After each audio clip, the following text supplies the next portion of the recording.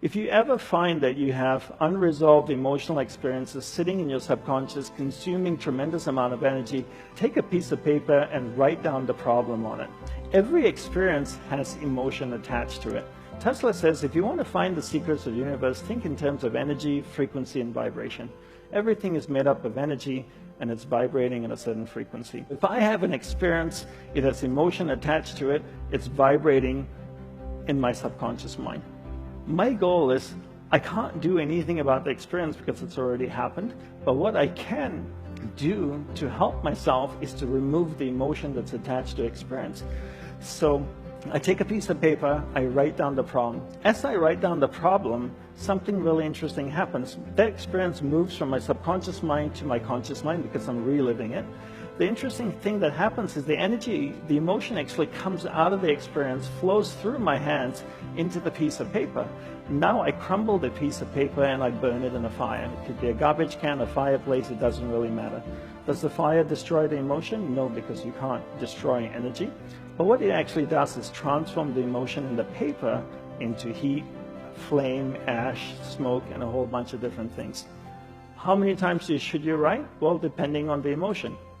If it's an intense experience, you might have to write about it 3 or 4 times. If it's not so intense, maybe once or twice. I remember the first time I ever shared this exercise was with a group of entrepreneurs in Perth, actually, about 5 years ago. And one of them said to me, look down upon me, I realized that experiences have emotion attached to them. And I realized as well, when you relive it or you're writing about it, it goes from your subconscious mind to your conscious mind. But this whole concept that emotion comes out of the experience, flows through your hands into the piece of paper, I find it really hard to believe. I find it that's a little bit too spiritual. I said, fair enough.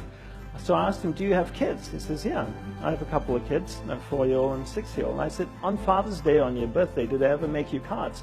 They said, they do that all the time. I said, how does it look? They go, well, it doesn't look that great. It's made by a 4-year-old. Let me ask you this way. If you saw it in the store, would you pay money for it? And they go like, no way. But do you keep it? He says, yeah, I keep every single one.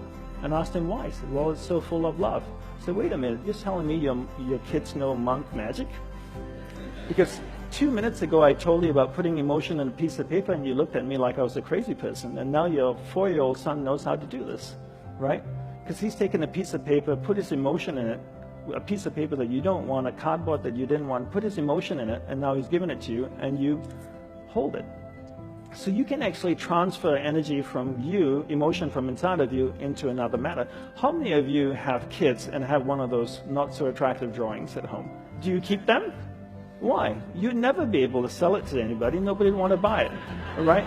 You keep it because it's so full of love. It's full of emotion, right? So you can move emotion out of you. So it makes energy cannot be created or destroyed, but it can be transferred or transformed from one thing to another.